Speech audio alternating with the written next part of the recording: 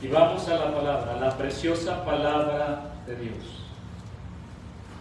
Abre mis ojos y miraré las maravillas de tu ley, dijo el salmista. Quiero ver las maravillas de tu ley. Quiero ver a Jesús en tu palabra, Señor. Mira, hermano, si algo prueba la majestad de Jesucristo, es su resurrección entre los muertos. El apóstol Pablo señala que la resurrección de Cristo es la piedra angular de nuestra fe. Sin esa piedra, todo el cristianismo se viene abajo, se derrumba. Es el fundamento de nuestra fe. Porque si no hay resurrección de muertos, tampoco Cristo resucitó. Y si Cristo no resucitó, vana es entonces nuestra predicación, vana es también vuestra fe. Mis hermanos, si Cristo no resucitó, somos los más dignos de lástima de todo el mundo. Somos dignos de que se burlen en nuestra cara. Pero Él vive. Era imposible que la muerte retuviera a aquel que dijo: yo soy la resurrección y la vida. El que cree en mí, aunque esté muerto, vivirá. La resurrección del Rey de Reyes nos demuestra que Jesús es el Hijo de Dios, tal como lo afirmó el apóstol Pablo en Romanos 1:4, que fue declarado, dice así la palabra, Hijo de Dios, con poder según el Espíritu de Santidad, por la resurrección de entre los muertos. La resurrección de Jesús también nos demuestra que Dios es capaz de resucitar a los muertos. Esto nos da una esperanza de que hay vida después de la muerte. Mis hermanos, los 4 evangelios, 3 sinópticos, el otro no, el de Juan, pero los 4 se esfuerzan por hacer notar que Jesús resucitó corporalmente, que no era un fantasma o era un invento en la mente humana. El Señor, después de haber resucitado, se presentó en persona, comió y bebió con sus discípulos y les mostró las cicatrices en sus manos y en su cuerpo. Lucas 24:42 y versículo 43 dice así la palabra: entonces les dieron parte de un pez asado y un panal de miel, y él lo tomó y comió delante de ellos. En Juan 20:27 dice la palabra: luego dijo a Tomás: pon aquí tu dedo y mira mis manos, y acerca tu mano y métela en mi costado, y no seas incrédulo, sino creyente.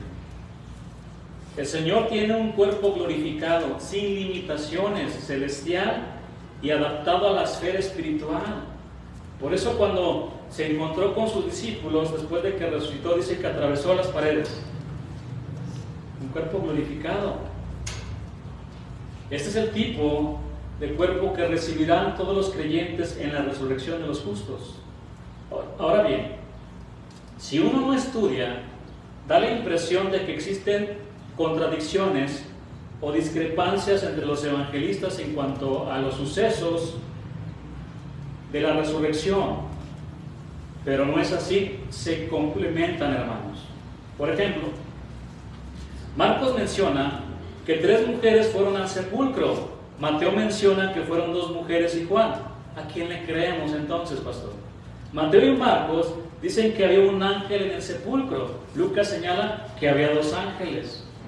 Aquí alguien está mintiendo, pastor, y no soy yo, ¿verdad? Marcos y Juan afirman que Jesús se le apareció a María Magdalena. María de Magdala, no era su apellido, María de Magdala, era del lugar donde ella vivía, porque a veces pensamos que es el apellido. Marcos y Juan afirman que Jesús se le apareció a María Magdalena. Mateo solo indica que se apareció a las mujeres que fueron al sepulcro. ¿Se contradicen los evangelios? No necesariamente. Suponer que todas las mujeres fueron al mismo tiempo, por ejemplo, tal vez María Magdalena, la otra María y Salomé fueron las primeras en llegar. Después pudieron llegar Juana y otras mujeres. ¿Cuántos ángeles había? 2. Pero Mateo y Marcos solo mencionan al que está hablando. Se quedaron con esa impresión, les llamó la atención un ángel que estaba hablando. Es como cuando hay un accidente. Hay diferentes versiones de los hechos. Llegan las autoridades, arman el reporte con todas las versiones de los diferentes testigos, pero todas se complementan. Mire, hermano, el orden de los acontecimientos en la mañana del día de la resurrección pudo ser de la siguiente manera. Jesús resucitó mientras iban las mujeres al sepulcro. La guardia volvió a Jerusalén para avisarles a los principales sacerdotes que el Señor había resucitado. Por eso les dieron dinero. No, esto va a ser peor. Tengan un dinerito y digan que los discípulos se robaron el cuerpo de Jesús. Las mujeres llegaron al sepulcro y los ángeles les dieron la excelente, la grandiosa noticia de que Jesús estaba vivo. ¿Por qué buscarse entre los muertos al que vive? Las mujeres regresaron a Jerusalén para dar las buenas nuevas a sus discípulos. Pedro y Juan fueron al sepulcro, lo encontraron vacío y volvieron a Jerusalén. María Magdalena y la otra María regresaron al sepulcro y ahí se les apareció Jesús. Esta es la primera aparición del resucitado. En el mismo día se le apareció a Pedro. Puedo darle los versículos, pero no me quiero tardar. También se le apareció a 2 discípulos que caminaban a la aldea de Emaús. Y por último, a 10 discípulos en Jerusalén, pues en aquel momento no estaba Tomás. Ahí no estaba. Tomás, se nos apareció el maestro. Yo no les creo. Hasta que lo vea. Es más, si no meto mi mano en su costado no voy a creer. Ven, Tomás, ven para acá, Tomás, mete tu mano. Señor mío y Dios mío. Bienaventurados los que no vieron y creyeron. Nosotros somos esa generación, porque la palabra dice que Dios es espíritu. Él no tiene cuerpo, Él es inmaterial. Dios es espíritu. Y cuando se utilizan palabras como los antropomorfismos, que Dios tiene ojos, tiene brazos, tiene espalda, porque dice la palabra que Moisés vio su espalda. Lo que significa es que Dios atribuye formas humanas para que nosotros podamos entenderlo. Pero Él no tiene ojos ni manos como nosotros. Dios es espíritu. Pero aquí estamos viendo al Señor con un cuerpo glorificado también. El periodo que transcurrió entre la resurrección y la ascensión duró 40 días. Durante este tiempo se les apareció unas 10 veces a los suyos. Nadie fuera del círculo de sus seguidores vio al Maestro resucitado. Mis hermanos, sus apariciones constituyen la más contundente prueba de que resucitó de entre los muertos. El Nuevo Testamento menciona otras apariciones.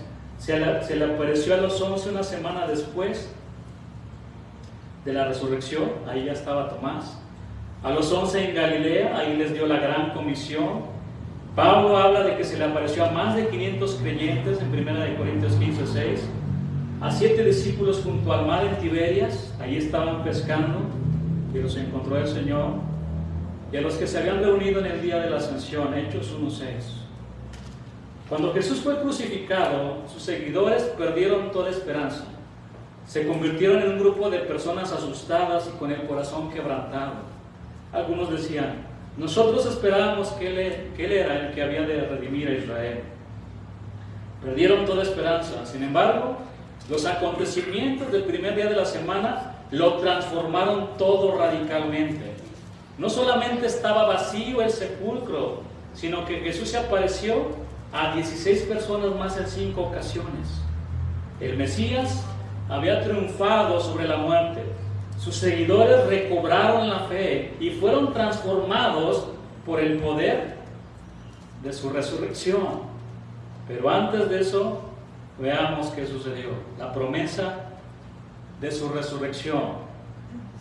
Múltiples veces el Señor con anticipación les dijo a los suyos que iba a padecer mucho, ser muerto, pero que iba a resucitar.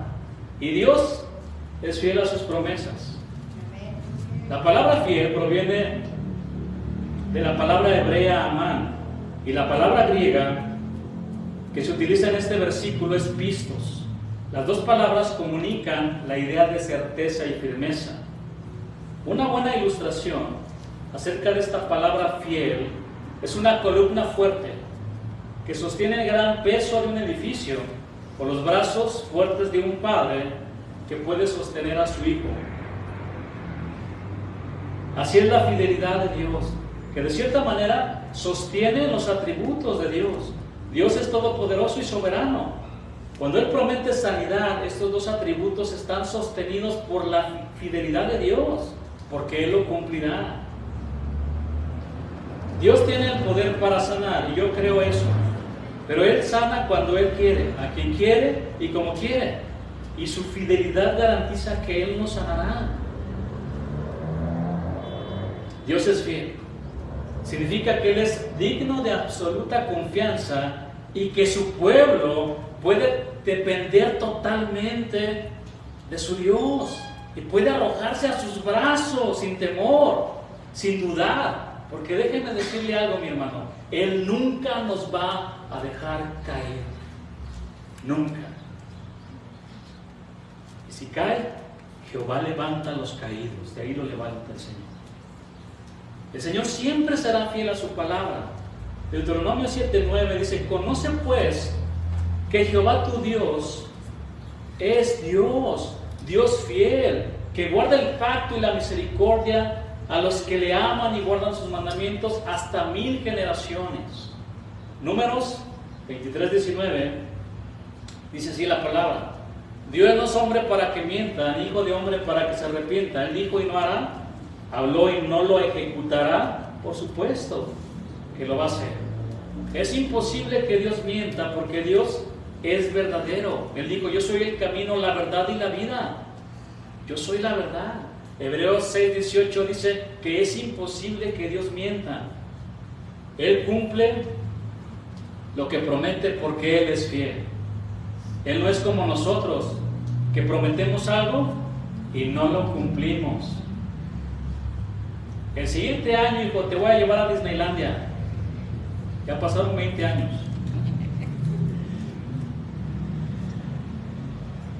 Y el niño sigue siendo, y el niño sigue viendo a Mickey Mouse en la tele, nada más. Nosotros fallamos mucho. Él cumplirá todo lo que dice su palabra. Dios es fiel. Amén. Con Él mismo y con su palabra.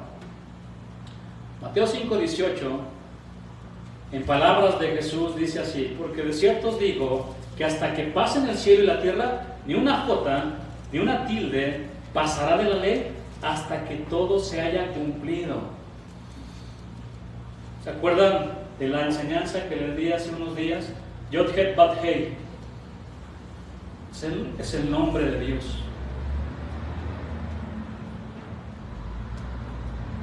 Y algún pastor decía: Yod Het Bat Hei, Yod Het Bat Hei, cuando estamos respirando. Dios en nosotros, su presencia en nosotros, su esencia en nosotros. Pero deje a Dios fuera de su matrimonio, de su familia, y todo se caerá, tarde o temprano. Yod es la J aquí, es la letra más pequeña del alfabeto hebreo. Tilde es una pequeña marca que llevan algunas letras para diferenciarse. Ejemplo: ¿cómo se escribe la palabra podar? Sencillo, lo entendemos. P-O-D-A-R. La P. Ahora conviértala en R. Le falta una tilde. Esa es la tilde. Todo se cumplirá. Amados, Dios es fiel a su palabra y todo se va a cumplir. Ni una jota, ni una tilde serán ignoradas hasta que todo sea cumplido. Si alguno tiene duda de que el Señor es fiel a su palabra, vean todas las profecías que hay en el Antiguo Testamento sobre el nacimiento del Señor. Vean todas las profecías que hay en la palabra acerca de la crucifixión del Señor. Cientos de profecías ya se cumplieron. ¿Alguno tiene duda? Nadie. Pero los creyentes, los discípulos, dice más adelante, dudaban. Mientras el Señor estaba con sus discípulos, les dijo en repetidas ocasiones: me van a matar, pero voy a resucitar al tercer día. Solamente voy a leerles unos versículos. Si usted quiere anotar lo demás, está bien, porque lo va a encontrar en Mateo 16, Mateo 17, Mateo 20, Lucas 9 y Lucas 18. Pero les voy a leer lo que dice Marcos.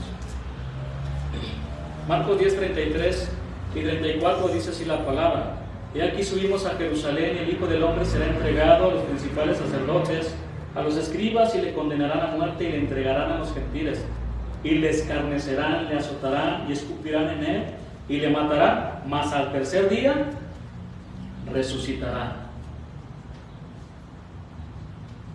Lo primero ellos lo creyeron. La última parte de esto se les olvidó por un momento. Además, el Señor les prometió que después de resucitar los miraría en Galilea. Vaya conmigo ahora sí a Mateo 26, 30.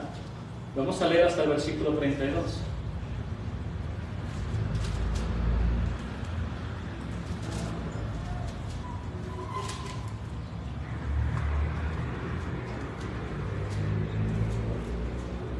Y cuando hubieron cantado el himno,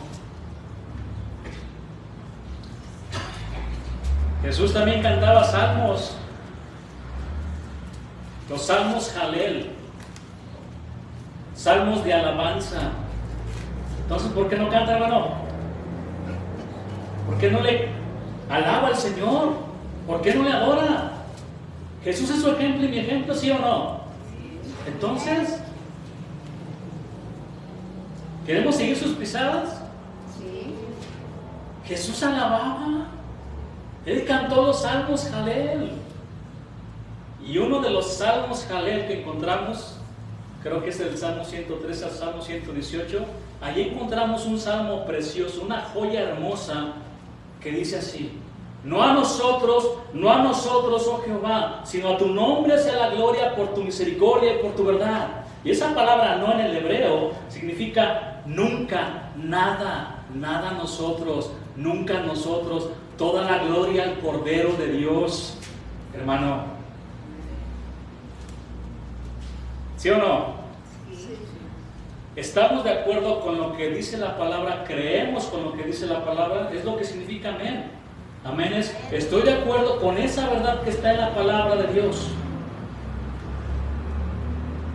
Cuando hubieron cantado el himno, salieron al monte de los olivos. Entonces Jesús les dijo: todos vosotros os escandalizaréis de mí esta noche, porque escrito está: heriré al pastor y las ovejas del rebaño serán dispersadas. Vea el versículo 32 conmigo. Pero después de que haya resucitado, le está hablando a sus discípulos: iré delante de vosotros, ¿a dónde? A Galilea. Esto es sumamente bello. Aunque todos me abandonen, porque soy un Dios misericordioso y fiel, voy a restaurar mi comunión con ustedes. A pesar de que fueron infieles, cuando más los necesitaba, los quiero ver en Galilea, dijo Jesús. El Señor les dijo a las mujeres: vayan y díganle a mis hermanos. Vean, porque no solamente Pedro lo dejó, todos los demás lo dejaron. Díganle a mis hermanos que estoy vivo y que los espero en Galilea.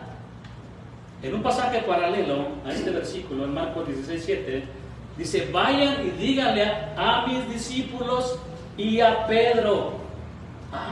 ¿Qué pasó aquí? O sea, Pedro ya no es de sus discípulos. Vayan y díganle a mis discípulos y a Pedro: con Pedro tengo un asunto pendiente. Porque él dijo que iba a dar su vida por mí. Y él me negó. En la cruz del Calvario no estuvo ahí conmigo. Estuvieron las mujeres y estuvo Juan, pero él no estaba ahí. Tengo un asunto pendiente con Pedro. Dígale que quiero hablar con él. ¿Ve cómo el Señor trata de manera personal con cada uno de nosotros?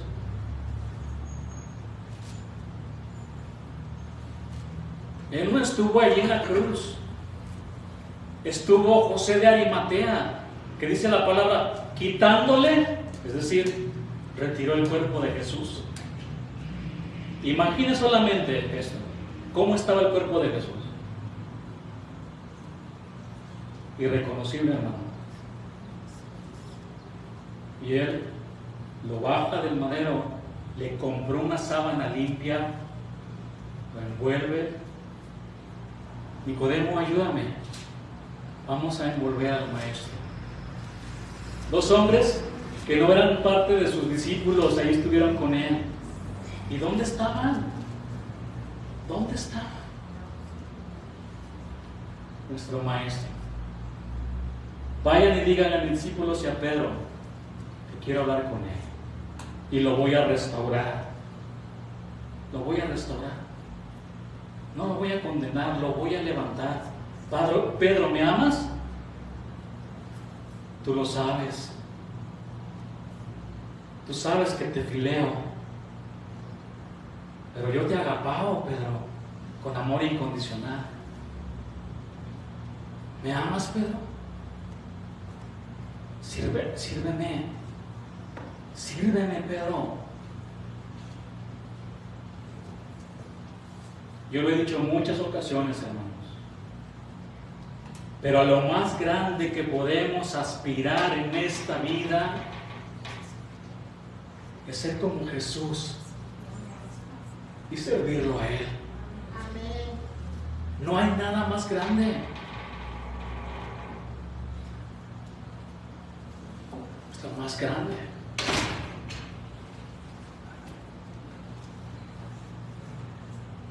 Allí siguiendo en este capítulo de Mateo 26, el versículo 33, respondiendo a Pedro le dijo: aunque todos se escandalicen de ti, vean lo que dijo Pedro, yo nunca me voy a escandalizar de ti, nunca. A veces somos muy arrebatados como Pedro. Debemos de ser más mesurados, hermanos. Ahora sí, pastor, yo voy a estar con usted y voy a servir al Señor. Ahora sí, esto y esto y esto. No hay que decir nada, hermanos. No hay que decir nada. El Señor les había prometido que iba a resucitar y que los miraría en Galilea. Vean estas dos promesas. Les dijo: voy a resucitar y los voy a ver en Galilea. Lo más lógico es que todos sus discípulos creyeran en las palabras de su maestro y que se fueran a Galilea para encontrarse con él. La pregunta clave es: ¿por qué no creyeron en estas promesas? ¿Por qué no creyeron las palabras de Jesús? Mis hermanos, nos conviene creer las palabras de Jesús. Los leprosos creyeron las palabras de Jesús mientras iban con el sacerdote y fueron sanados. Pedro le dijo al Señor: toda la noche hemos estado trabajando y nada hemos pescado, mas en tu palabra echaré la red. Y ocurrió el milagro. ¿Ve cómo nos conviene creer las palabras de Jesús?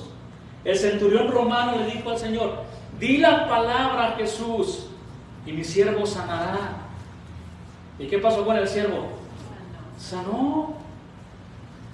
Mi estimado hermano, amigo, el Señor Jesús nunca le va a fallar. El hombre sí le va a fallar, su pastor le va a fallar. Somos hombres, no somos dioses.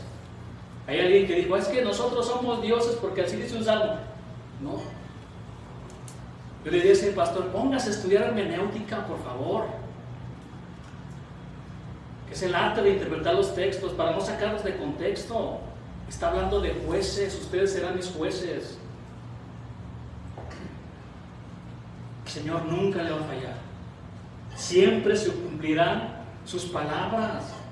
Por lo tanto, mi hermano, las palabras de nuestro Maestro, de nuestro Salvador, son las más dignas de respeto, confianza y obediencia. Al no creer que el Señor había resucitado y al no esperarlo en Galilea, los discípulos estaban manifestando dos cosas: desconfianza y desobediencia a las palabras de Jesús. Y así viven muchos cristianos. No confían en Dios en medio de la prueba. Andan de rebeldes por todos lados.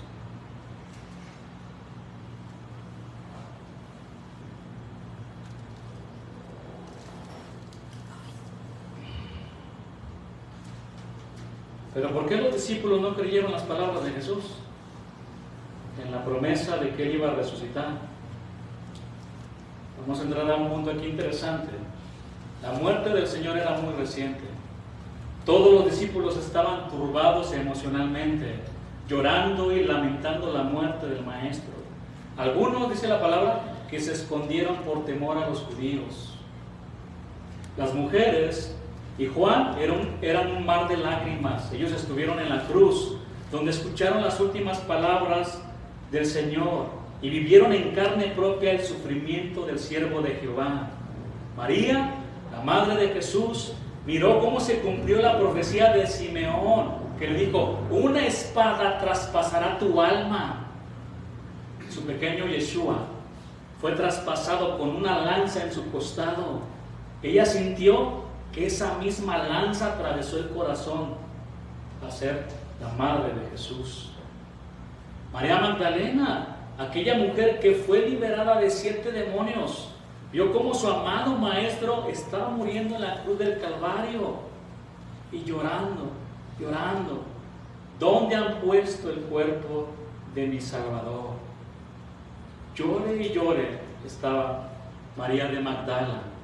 El apóstol Juan fue tan impactado por la muerte del Señor, porque él estuvo también ahí, que posteriormente escribió versículos sublimes sobre el amor de Dios en su evangelio y en sus cartas. Juan 3:16, él lo escribió: porque de tal manera amó Dios al mundo, que ha dado a su Hijo unigénito, para que todo aquel que en él cree no se pierda, mas tenga vida eterna.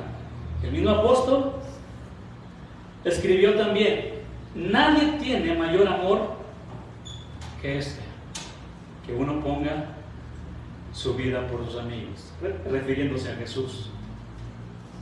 En su primera carta él escribió también: amados, amémonos unos a otros, porque el amor es de Dios. Todo aquel que ama es nacido de Dios y conoce a Dios. El que no ama no ha conocido a Dios, porque Dios es amor. En esto se mostró el amor de Dios para con nosotros, en que Dios envió a su Hijo unigénito al mundo para que vivamos por Él. En esto consiste el amor, no en que nosotros hayamos amado a Dios, sino que Él nos amó a nosotros y envió a su Hijo en propiciación por nuestros pecados. Aquí cabe mencionar que las mujeres fueron testigos de la crucifixión, sepultura y la tumba vacía, así como del mensaje de resurrección. Sí, hermano, el mensaje del resucitado comenzó en los labios de una mujer. Una gran bendición. Qué grande privilegio, mujeres, porque ustedes están representadas en María de Magdala. ¿Cuántas estaban esclavizadas por el pecado y por el diablo? Y ahora el Señor les da la grandísima oportunidad de ser Biblias vivientes entre mujeres que se están perdiendo y ser luz a los gentiles. Denle un aplauso al Señor.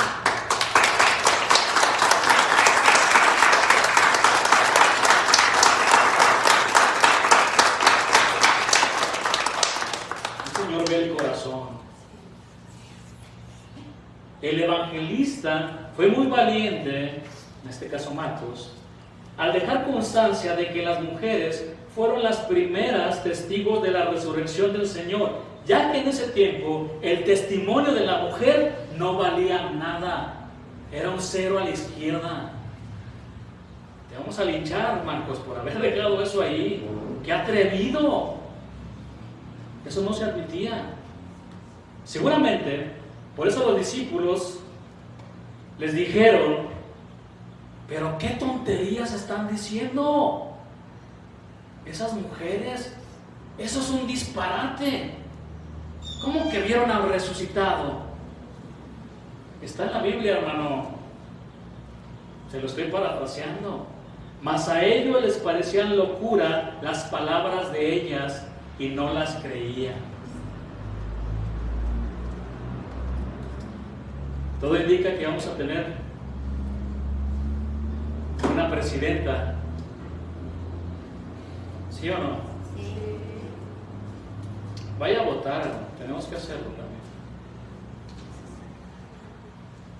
La palabra de Dios dice que Él pone y quita reyes. Y si el Señor quiere poner a esa mujer, ¿qué nos toca a nosotros? Orar por nuestras autoridades, que Dios le dé sabiduría, inteligencia, para que pueda gobernar. ¿Cree que es fácil? Es muy difícil. Ahí está Daniel, también en el gobierno. ¿Usted cree que era fácil para Daniel estar en el gobierno como alto funcionario? Pero déjeme decirle algo aquí, tenía tiempo para orar 3 veces. Digo, no quiero menospreciar nuestros trabajos, pero yo creo que nosotros tenemos más tiempo que ellos. Los seguidores del Señor estaban muy turbados, sus emociones y sentimientos fuera de control, y esto no les permitió creer las palabras de Jesús ni reconocerlo ya resucitado. En el camino a Emaús vemos a Cleofas, uno de sus discípulos, porque tuvo muchos discípulos, y otro discípulo que no reconocieron al Señor. Vayan conmigo a Lucas 24, 13 al 17. Vamos a leer estos versículos.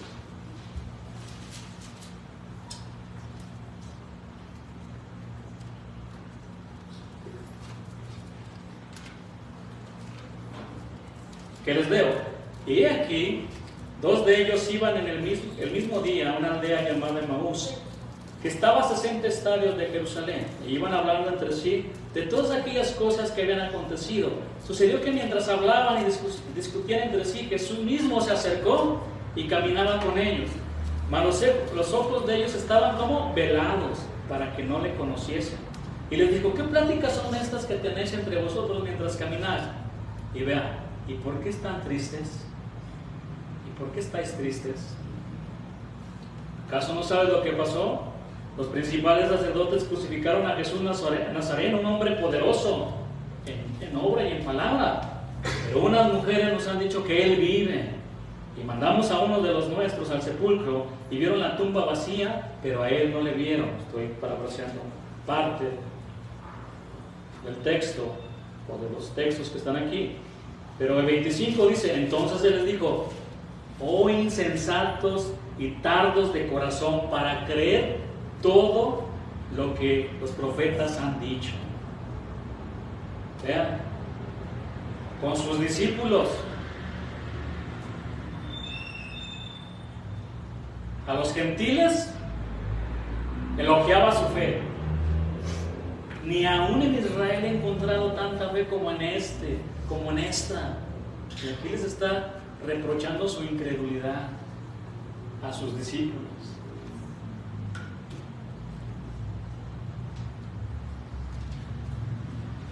A sus matetes en el griego.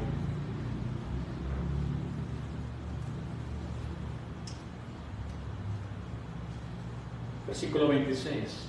¿No era necesario que Cristo padeciera estas cosas y que entrara en su gloria? Él ya está en su gloria.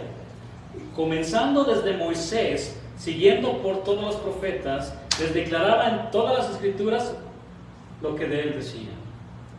Llegaron a la aldea donde iban y él hizo como que iba más lejos para probar nuestra fe.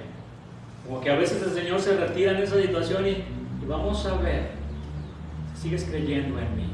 Es que no te siento, Señor, es que no te veo, es que en esta situación que estoy pasando, el justo vivirá y caminará por fe. Qué bonito sentir la presencia de Dios. Yo lo he sentido, pero hace 3 semanas no la sentía. Enfermo, no la sentía, pero agarraba su palabra. Tú echarás fuera ese temor con tu perfecto amor.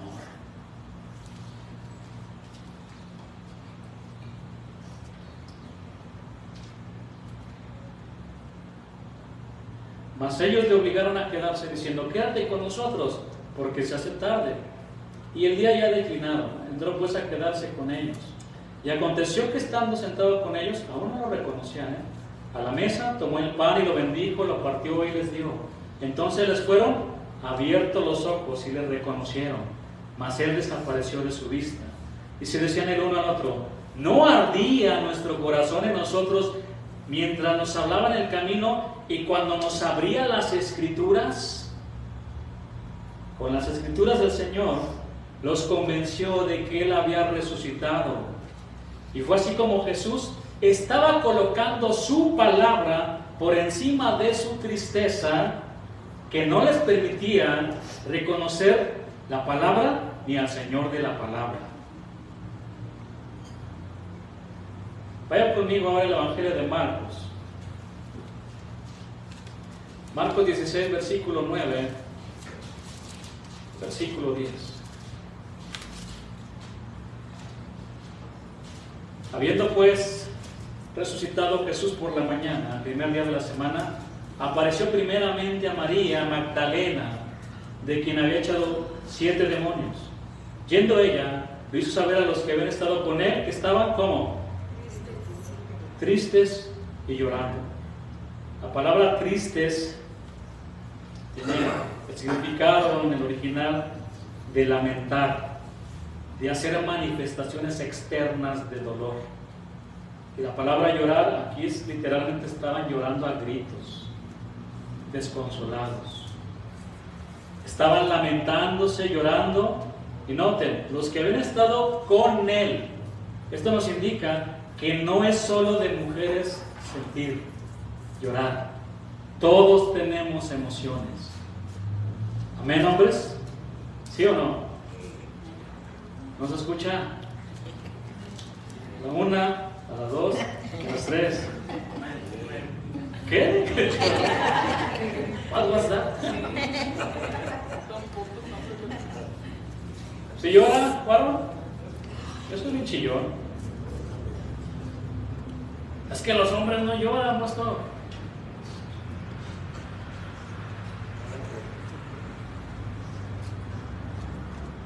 El versículo, bueno, uno de los 2 versículos más cortos en la Biblia que usted va a encontrar es: Jesús lloró. Jesús lloró. ¿Eso no era hombre? No he conocido a alguien más hombre que Jesús, yo. Le pegaban y no respondía. Se guardaba ahí todo el, pues ni coraje ni envidia, porque él no pecó. Pero a nosotros nada más nos miran feo, hombres, y nos lanzamos contra ellos, ¿no? Ya no, hemos sido transformados, somos nuevos hombres, con un corazón no de piedra, uno de carne que puso el Señor. Somos diferentes. Los varones también estaban tristes y llorando. Ahora, ¿será malo estar tristes y llorar? Versículo 11, ahí Marcos 16, 11. Ellos, cuando oyeron que vivía y que había sido visto por ella, vean, no le creyeron. Ahora, si va conmigo a Juan 20, 11. Dice así la palabra. Pero María, se refiere a María Magdalena, estaba afuera llorando. junto al sepulcro, y mientras lloraba, estaba llorando a gritos, de manera desconsolada, se inclinó para mirar dentro del sepulcro y vio a dos ángeles con vestiduras blancas que estaban sentados el uno a la cabecera y el otro a los pies, donde el cuerpo de Jesús había sido puesto. Y le dijeron: mujer, ¿por qué lloras? Les dijo: porque se han llevado a mi Señor y no sé dónde le han puesto. Versículo 14. Cuando había dicho esto, se volvió y vio a Jesús que estaba ahí. Pero vea el versículo. Estaba llorando, mas no sabía que era Jesús. Versículo 15. Jesús le dijo: mujer, ¿por qué lloras? ¿A quién buscas? Ella, pensando que era el jardinero, el versículo dice hortelano, le dijo: Señor, si tú lo has llevado, dime dónde lo has puesto y yo lo llevaré. El Señor Jesús fue sepultado, dice la palabra, roca labrada. Ahí lo puso José de Arimatea. Todavía existe ese lugar, muy cerca de donde lo crucificaron. Pero ahí no se visita a los muertos, tampoco se le deja flores a los muertos. Es un jardín hermoso, bien cuidado. En ese lugar se respira vida, porque Jesús vive. Amén. Amén. Él no está muerto. ¿Por qué lloras? ¿A quién buscas? Ella, pensando que era el hortelano: Señor, si tú lo has llevado, dime dónde lo has puesto y yo lo llevaré. No era el hortelano, era Jesús ya hablando con ella. Vea el versículo 16. Este versículo es hermoso. Jesús le dijo con signos de exclamación: ¡María! Volviéndose a ella le dijo: mi maestro de gran conocimiento, Rabí, Raboni. ¡Qué gozo! De la tristeza a la alegría, al gozo. Tú cambiarás mi lamento en baile, Señor. Raboni, Rabí, ¿qué quiere decir maestro? Mi maestro de gran conocimiento. Que conoces cuando lloro, que conoces cuando estoy solo, Señor, que conoces todos mis problemas, cada detalle, conoces todo de mí, Señor.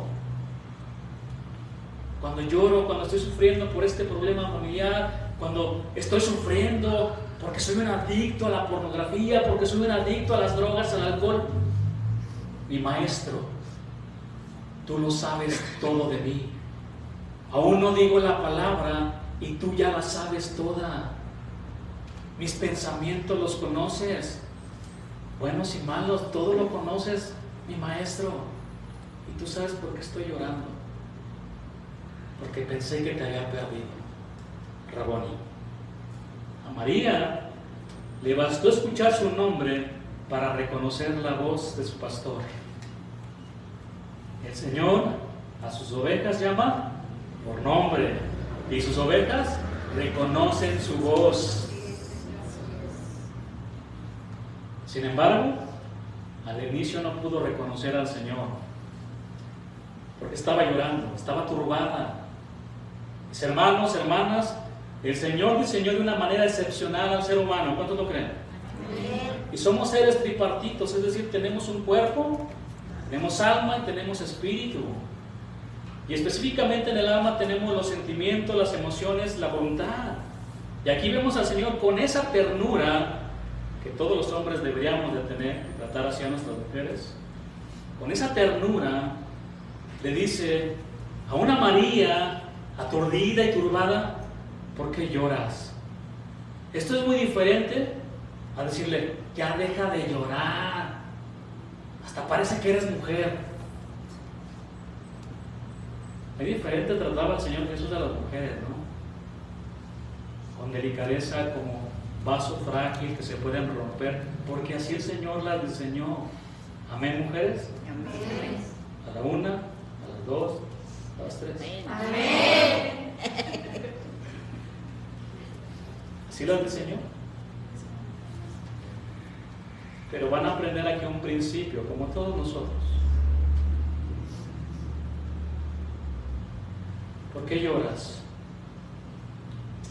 Aquí vemos claramente que el Señor no reprime las emociones ni los sentimientos, porque así nos hizo. Él no reprime las emociones como algunos y otros que se van al extremo. Hermanos, equilibrio, equilibrio. En la palabra encontramos los siguientes versículos. Les voy a leer, Romanos 12, 9 en adelante. Dice, el amor sea sin fingimiento, aborrecer lo malo, seguir lo bueno. Amor es un sentimiento muy hermoso, siempre y cuando sea sin fingimiento. Amamos los unos a los otros con amor fraternal, en cuanto a honra, prefiriendo los unos a los otros. En lo que se requiere diligencia, no perezosos, fervientes en espíritu, sirviendo al Señor, gozosos en la esperanza, sufridos en la tribulación, constantes en la oración, compartiendo para la necesidad de los santos, practicando la hospitalidad. Bendecid a los que os persiguen, bendecid y no maldigáis. Gozaos con los que se gozan, llorad con los que lloran. Alégrense con los que están alegres y lloren con los que lloran. Santiago 5:13 dice, ¿está alguno entre vosotros afligido? Haga oración. ¿Está alguno alegre? ¿Cuántos están alegres? Cante alabanza, dice la palabra. ¿Está afligido? Vamos a orar juntos, hermanos. Santiago nos dice, ¿estás afligido? ¿Estás pasando por alguna adversidad? Ora a Dios. Levanta tus súplicas al Señor. ¿Hoy estás alegre? Santiago dice, pues canta alabanzas al Señor. Celebra que Cristo vive, que Él resucitó. El Señor le dijo a María, ¿por qué lloras? María estaba muy dolida por la pérdida de su maestro. En ese momento María lloraba tan descontroladamente que ese sentimiento, escuche bien aquí, mujer, no le permitió reconocer a Jesús. Qué bueno que están las emociones ahí, pero tranquila, de manera controlada. Toda emoción, sentimientos, todo eso debemos colocarlo siempre debajo de la Escritura. De otra manera, no va a reconocer a Jesús, no va a reconocer su palabra. Y si usted se descontrola, va a descontrolar a su familia y a sus hijos. Solo imagínense a una mujer descontrolada emocionalmente, que por cierto pasa por una etapa difícil también, considérenlo, ¿no? No es sencillo. Pero imagínese usted descontrolado y tiene a su hijo, usted llorando y pues ya me voy a morir y diciendo tantas cosas. ¿Cómo va a estar el niño? Igual que usted. Claro, somos humanos, nos duele, podemos llorar. Pero hermanas, dominio propio. Dominio propio. Y sobre todo, si usted se llena de la palabra, por eso la Escritura dice que la palabra de Cristo more en abundancia en su corazón. Si usted se llena de la palabra, va a recordar la palabra en ese momento. Si usted se llena del Espíritu Santo, que es lo mismo de llenarnos de la palabra y de cantar alabanzas y de escuchar enseñanzas y de escuchar cantos que alaban al Señor, eso le va a traer paz. Le va a traer paz. Créame, le va a traer más paz alabar a Dios que escuchar a los bookies. De verdad. ¿De qué hablan? ¿De desamor? ¿De tristeza? ¿De que quítate la vida? ¿De que ya si quiere aventar la del moño colorado? Pues allá. Colorado es como se va a quedar. En fin. Mi hermana, ponga eso debajo de la palabra. Porque tenemos emociones, sentimientos, que se van al extremo. Algunas emociones positivas, voy a llamarlo así, otras negativas. En las positivas, por ejemplo, ¿usted cree que reír es bueno? Hasta lo recomiendan. Pero una risa descontrolada hará pensar que estamos fuera de sí. Me preguntaban, ¿usted, pastor, qué opina de la risa santa? No todos conocen eso.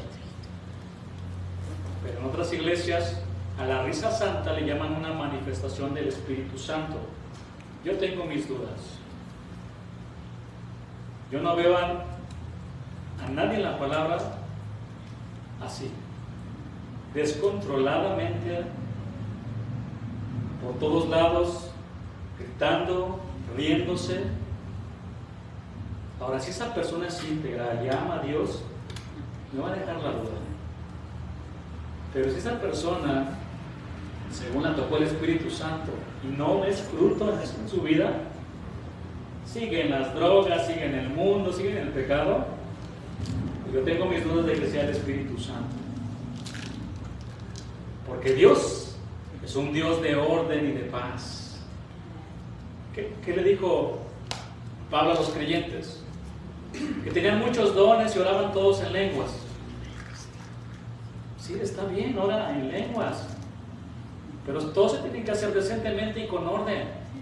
Si vas a orar en lenguas en la iglesia, tiene que haber un intérprete y pasar a decir lo que tú estás hablando en lengua. Si no, habla lenguas en tu casa.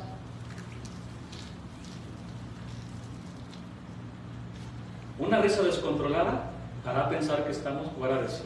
Y Pablo les dijo también a los hermanos en Corinto, si todos están hablando en lenguas al mismo tiempo y entra una persona que no conoce a Dios, pensarán que están locos.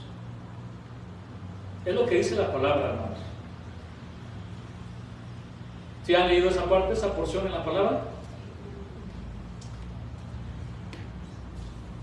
Hay que colocar eso debajo de la escritura, todo sentimiento, toda emoción. ¿Por qué? Porque el enojo cegó a Caín para matar a su hermano. ¿Y cuántas historias hoy en la actualidad pasan entre hermanos? Cuando estamos para cuidarnos, para ayudarnos. ¿Cuántas historias entre hermanitos de 12 años y 5 años que se matan? Pero el enojo cegó a Caín para matar a su hermano Abel.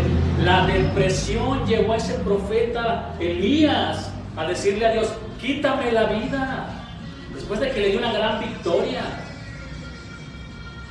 Se levantó esa Jezabel y con que mataste a mis brujos, porque eran los brujos. Vas a ver, te voy a perseguir hasta matarte, Elías. Se le bajó de la victoria. ¿A dónde se fue? A la depresión. Quítame la vida. Mejor, Dios. El odio de los religiosos llevó a Jesús a la cruz del Calvario. La envidia de los hermanos de José. Ahí vemos, lo querían matar, lo aventaron allá a un pozo. No se mató y después lo vendieron.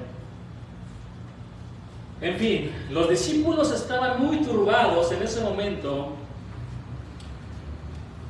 Y no solamente habían olvidado la promesa de que el Señor iba a resucitar, sino que olvidaron sus enseñanzas, hermanos.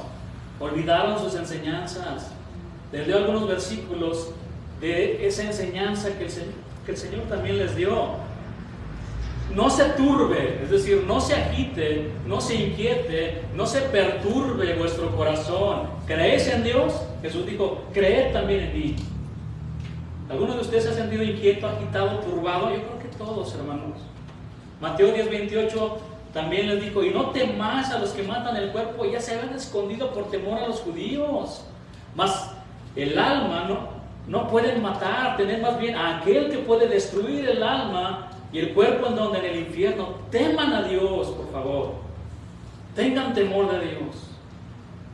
La paz os dejo, mi paz os doy. Yo no os la doy como el mundo la da. No se turbe vuestro corazón ni tenga miedo. Se les olvidó todo esto a los discípulos. Estas cosas os he hablado para que en mí, en Jesús, tengáis paz. En el mundo tendréis aflicción. Hermanos, yo les he dicho esto infinidad de veces. Cristianos, testigos, mormones, de todas las denominaciones, créanme, tarde o temprano llegará la tormenta. Llegará la tormenta. ¿Y cómo quiere enfrentar la tormenta y el tormento? ¿Con o sin Dios? Eso es lo que marca la diferencia. ¿Cómo quiere enfrentar la tormenta? ¿Con Jesús en la barca o sin Jesús en la barca? Aunque esté dormido en la barca, pero Él tiene el control. Pero ahí está Jesús. Hombres de poca fe. Y cayó el mar, la tormenta. Pero confiad, yo he vencido al mundo. Si hay algo que recientemente me ha dejado asombrado, mi hermano, del Señor, es su paciencia y fidelidad. Aquí estamos viendo cómo el Señor es paciente, pero muy paciente con sus discípulos y fiel a sus promesas. El Señor les había prometido que iba a resucitar y que los iba a esperar en Galilea y no le creyeron.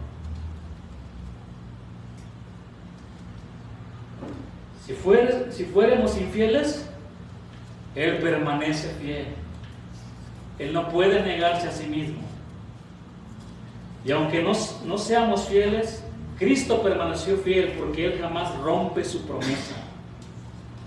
Al final se dio ese encuentro en Galilea. Los discípulos fueron a Galilea para encontrarse con su Salvador. Vaya conmigo a Mateo 28, 16. Estamos por terminar y pasar a la Santa Cena.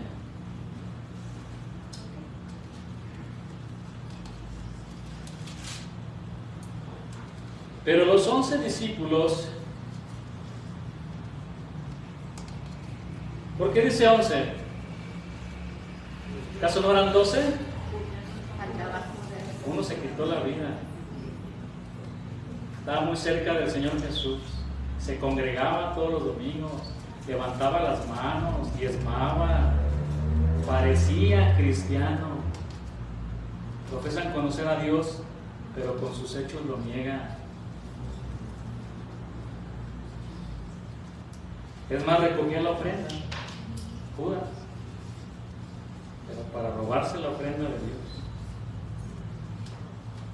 Aquí están 11 nada más. Se fueron a Galilea, al monte donde Jesús les había ordenado. Vean aquí, es muy interesante, no pierda nada de vista de la palabra. Era una orden. Desobedecieron al Señor, no creyeron en sus palabras. Es una orden. Allá los espero en Galilea, todos turbados. Bueno, eso manifiesta nuestra debilidad. Y que el Señor sigue siendo fiel a pesar de que nosotros somos infieles. Y cuando le vieron, ¿qué hicieron? Le adoraron. Me está siguiendo Mateo 28, 17. Pero algunos dudaban, todavía dudaban. ¿Con cuáles está usted, mi hermano? ¿Con aquellos que adoran o con aquellos que siguen dudando? Los que no adoran al Señor a veces ni levantan sus manos. Por lo regular están en ansiosa inquietud.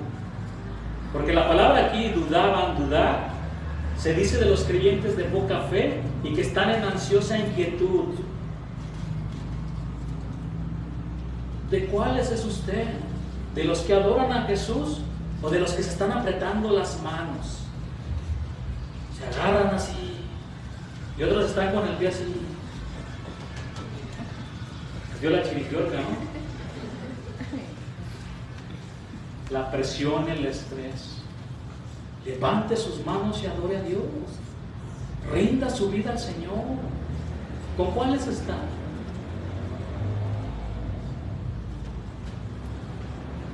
conoce sus problemas, hermano. Personas que no tienen paz en el corazón.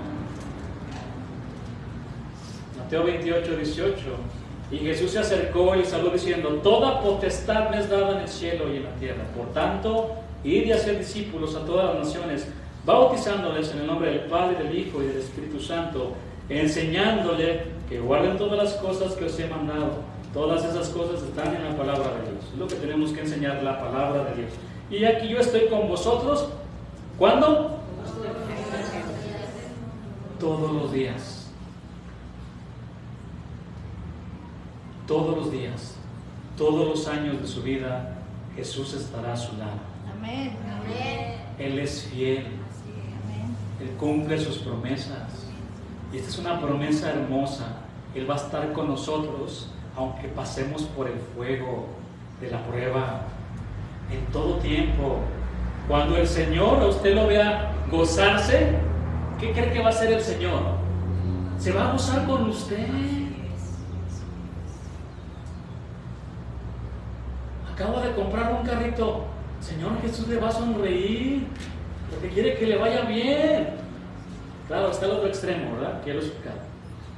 Pero si usted está caminando en obediencia, está caminando en santidad, el Señor se va a gozar con usted. Y cuando usted esté en depresión, en tristeza y le está pasando mal, ¿qué cree que va a hacer el Señor? También va a estar ahí con usted y le va a limpiar las lágrimas. Y va a decir: aquí estoy contigo, no te voy a dejar, siempre estaré contigo, siempre te sustentaré con la diestra de mi poder. Y ese siempre, en cualquier idioma, hebreo, arameo, inglés, es siempre, mi hermano. No dudemos, como los discípulos dudaban. El Señor había prometido resucitar y que los vería en Galilea. Y Él es fiel a sus promesas. Amén. Vamos a pasar a la Santa Cena. Denle un aplauso al Señor por su palabra.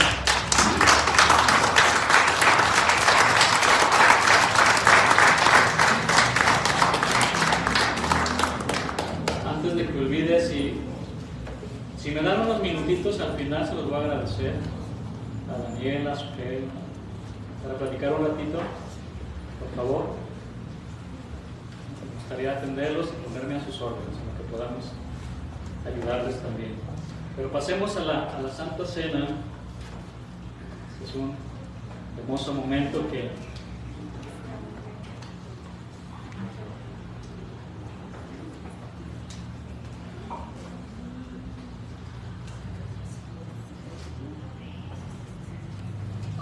si usted abre su palabra de Dios en 1 Corintios 11, 23 al 26.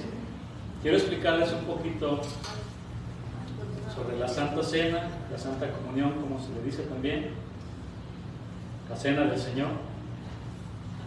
Y si usted tiene su Biblia en 1 Corintios,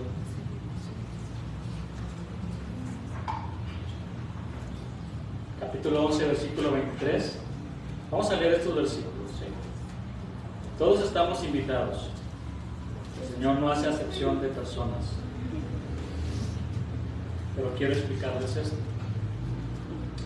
Porque yo recibí del Señor lo que también nos ha enseñado, que el Señor Jesús, la noche que fue entregado, tomó pan y habiendo dado gracias lo partió y dijo: tomad, comed, esto es mi cuerpo que por vosotros es partido, haced esto en memoria de mí. Asimismo tomó también la copa después de haber cenado, diciendo: esta copa es el nuevo pacto en mi sangre, haced esto todas las veces que la bebiereis en memoria de mí. Así pues, todas las veces que comieres este pan y bebieres esta copa, la muerte del Señor anuncias hasta que Él venga. De manera que cualquiera que comiera este pan o bebiera esta copa del Señor indignamente será culpado del cuerpo y de la sangre del Señor. Por tanto, pruébese cada uno a sí mismo y coma así del pan y beba de la copa. Porque el que come y bebe indignamente, sin discernir el cuerpo del Señor, juicio come y bebe para sí. En algunas iglesias la celebran cada año, cada mes. Aquí no da un mandamiento explícito. Nosotros tenemos, digamos que la costumbre de hacerlo cada año. Pero miren, qué interesante, mientras Jesús comía con sus 12 discípulos en la cena pascual, el Señor reveló que uno de los 12 lo iba a entregar. Y aunque Lucas coloca el momento en que Jesús despidió a Judas al final de la Santa Cena, Mateo y Marcos nos indican que el Señor lo despidió antes de instituir la celebración de su inminente muerte. ¿Qué nos enseña esto? Que solo los suyos, a lo suyo vino, es decir, a dar su vida en la cruz del Calvario, y los suyos no lo recibieron, hablando específicamente del pueblo de Israel. Por eso después el Señor volteó su mirada a los gentiles. Mas a todos los que le recibieron, les dio potestad de ser hijos de Dios. Esta cena es entre Jesús y sus hijos, y los suyos.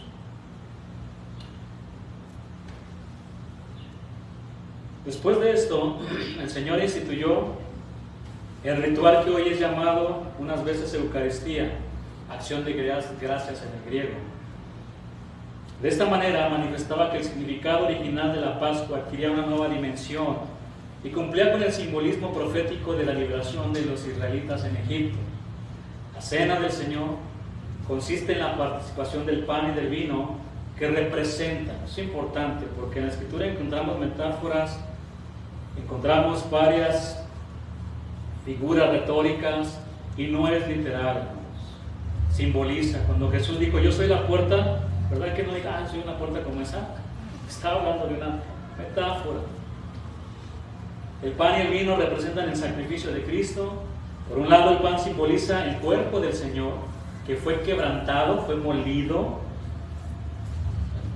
en la cruz del Calvario, y el vino simboliza su sangre que fue derramada en la cruz. Haced esto en memoria de mí. Es muy interesante observar que el Señor no dijo, recuerden mis hermosas enseñanzas, recuerden mis milagros. Él dijo, recuerden mi muerte. Esto nos enseña que el aspecto más importante de su misión fue su muerte, en la cual Él dio su vida en rescate por muchos. ¿Por qué recordar la muerte del Señor? Porque era el acontecimiento o cumbre de su ministerio, y porque somos salvos no meramente por su vida y enseñanzas, aunque es innegable que son divinas, hermosas, sino por su sacrificio, mi hermano. La cena del Señor es una lección objetiva, sagrada, que expresa dos verdades cardinales o esenciales del Evangelio. La encarnación. Al tomar el pan, oímos que por el apóstol dijo, y aquel verbo fue hecho carne y habitó entre nosotros. Porque el pan de Dios es aquel que descendió del cielo y da vida al mundo. La expiación, las bendiciones incluidas en la encarnación, no son impartidas por medio de la muerte de Cristo. Así el pan y el vino constituyen un cuadro de la muerte, la separación del cuerpo y la vida, la separación de la carne y la sangre. El pan nos habla de que el pan de la vida debía ser partido o quebrado en la muerte con el objeto de ser distribuido entre los que tienen hambre espiritual. El vino vertido simboliza que su sangre, que es su vida y que se derramó en la muerte con el objeto de que su poder que limpia y vivifica sea proporcionado a las almas necesitadas. Los elementos, especialmente el vino, nos recuerdan que por la fe podemos participar de la naturaleza de Cristo, es decir, podemos disfrutar de su comunión. Al partir el pan y el vino de la comunión se nos recuerda y asegura que por la fe podemos recibir verdaderamente su Espíritu. Este vaso es el nuevo pacto en mi sangre. En épocas antiguas, la forma más solemne, de acuerdo, era el pacto de sangre, sellado, firmado con la sangre del sacrificio. El pacto hecho en Israel, en el monte Sinaí, fue un pacto de sangre. Después de que Dios sentara sus condiciones y el pueblo las aceptó, Moisés tomó un tazón lleno de sangre del sacrificio y roció la mitad de ella sobre el altar del sacrificio, significando que Dios se obligaba a cumplir su parte del acuerdo. Luego derramó el resto de la sangre sobre el pueblo, obligándole, comprometiéndolo a cumplir también su parte. El nuevo pacto instituido por Cristo es un pacto de sangre. Dios ha aceptado la sangre de Cristo y por ende se ha comprometido por amor a Cristo a perdonar y salvar a todos los que vienen a Él. La sangre de Cristo es la garantía divina de que será misericordioso y benigno con el penitente. Nuestra parte del contrato es creer en la muerte, en el sacrificio de Cristo. Luego podemos testificar de haber sido rociados con la sangre del nuevo pacto. ¿Quién puede participar en la cena del Señor, de la mesa de nuestro Jesús? Pablo trata este asunto en 1 Corintios 11, 20 al 34, al decir: porque el que come y bebe indignamente sin discernir el cuerpo del Señor, juicio come y bebe para sí. Significa que solo quienes son dignos pueden acercarse a la mesa del Señor. ¿Y quién es digno? Hermanos, el apóstol no habla de la indignidad de las personas, sino de la indignidad de las acciones, a la conducta pecaminosa, como la que tenían los cristianos en Corinto. Vamos a corintiar, decían, les decía, ¿no? Vamos a corintiar. En otras palabras decían, vamos a pecar y hacer todo tipo de cosas malas. Tengo el tiempo para explicarles todo lo que hay ahí en esa carta. Se refiere a las conductas. Ahora bien, es importante que la frase pruébese a sí mismo no significa una abstención para participar de la cena del Señor. Se refiere a una invitación a la comunión, también al arrepentimiento de pecados no confesados, y para eso podemos ponernos a cuentas con nuestro Dios. Y la manera práctica de ponernos a cuentas con Dios también es: póngase a cuentas con su hermano, aquel que no le cae, que le da la vuelta. Allá está el hermano, me siento acá, pastor, porque no me cae, tiene la sangre pesada, pastor. Pues un día que me dé cuenta, voy a encerrar ahí y no salen hasta que se perdonen y se amen. Es la manera práctica. Siente algo contra su hermano, vaya con él, pídale perdón. Pero es que él me ofendió, vaya usted. No importa, porque usted trae el problema en el corazón con su hermano. A veces el otro hermano ni se da cuenta que lo ofendió, porque consciente o inconscientemente nos ofendemos, ¿sí o no? Pasa, mis hermanos. Es el momento de ponerse a cuenta. Pero es que usted me ofendió, pastor, pues ya ni modo, pues, véngase para acá. Pues yo no tengo ningún problema, mi hermano, de pedirle perdón, porque también me equivoco. ¿Sí? En alguna ocasión he ofendido, sin querer, le pido perdón. No tengo ningún problema. El texto no dice pruébese a sí mismo y absténgase, dice coma y beba de la copa. Pablo se describió a sí mismo como el peor de los pecadores. ¿Recuerda ese versículo? Así pues, todas las veces que comieres este pan y bebieres esta copa, la muerte del Señor anuncias hasta que Él venga, viniendo en las nubes con gran poder y gloria. Porque viene, y aquí también lo dejó: yo vengo por ustedes, vengo por los míos, vengo por mi iglesia. Cada ocasión que celebramos la cena del Señor, estamos mirando hacia atrás, a ese momento cuando el Señor fue crucificado en la cruz del Calvario, pero paralelamente también estamos viendo hacia adelante, hacia el futuro, cuando Él regrese por su amada iglesia que rescató con su misma sangre. ¿La iglesia de quién es? ¿Es del pastor? La iglesia es del Señor. Pero algunos parecen que hasta se adueñan de la iglesia. Es que es mi iglesia, es mía. Es del Señor Jesús, es de Él. Él regresará por su iglesia, porque Él es bueno, para siempre es su misericordia. Vamos a repartir los elementos. Póngase en sus pies, es un momento muy bonito de reverencia. Vamos a respetar su decisión, si usted quiere o no participar.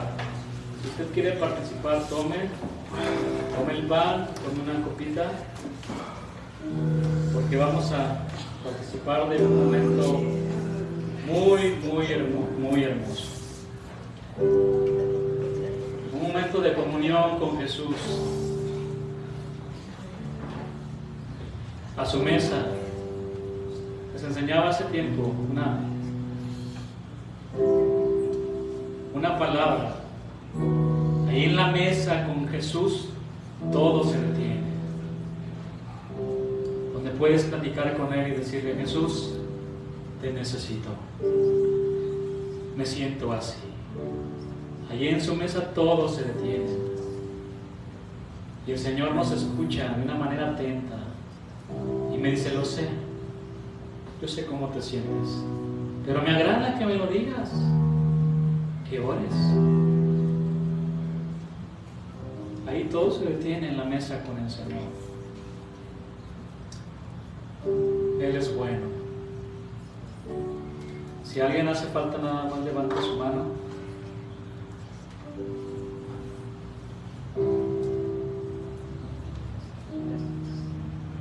Para que podamos participar.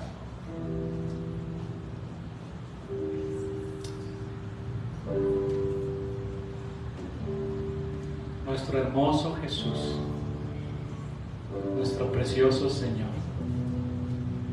incomparable. ¿Cómo pudo morir por alguien como yo? Que no merecíamos nada. Ahora estamos aquí a su mesa como Mefibosé. Vea la expresión que dice: ¿por qué vienes a buscarme? ¿Por qué miras a un perro muerto como yo, David? Y David, por amor a su amigo, le dice: no eres un perro muerto, ven conmigo, entra a la casa del rey y siéntate a la mesa.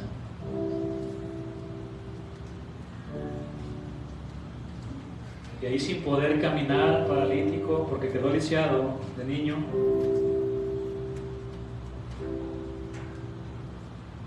quedó lisiado, pasa a la mesa, Mefibosé, y le cubrieron sus pies con un manto, un lino muy fino. Pasa a la mesa, siéntate con nosotros. Pero es que no soy digno. Sí, tú no eres digno. Pero Dios, por amor a Jesucristo, te invita a la mesa. Pásale, porque la sangre del Cordero ahora está sobre tu vida. Y cuando Dios te ve, no te ve a ti, ve la sangre del Cordero que te cubre. Pásale a la mesa. Pasa a la mesa, hay deliciosos platillos de paz, de gozo. Pasa conmigo, porque ahí está con nosotros el príncipe de paz. Aquí está con nosotros el príncipe de paz. Que yo recibí del Señor lo que también nos ha enseñado, que el Señor Jesús, la noche que fue entregado, tomó pan, y habiendo dado gracias, lo partió y dijo: tomad, comed, esto es mi cuerpo que por vosotros es partido, haced esto en memoria de mí. Puede comer el pan.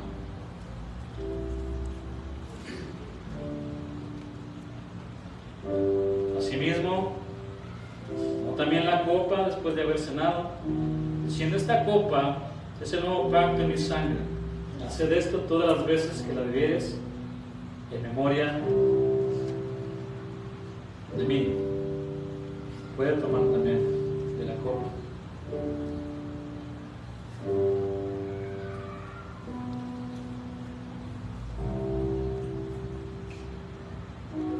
después todas las veces que comieres este pan y bebieres esta copa, la muerte del Señor anunciarás hasta que Él venga.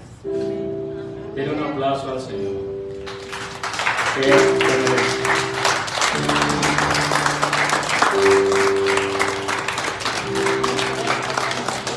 Cordero de Dios que quita el pecado del mundo. Van a pasar a recoger la copita.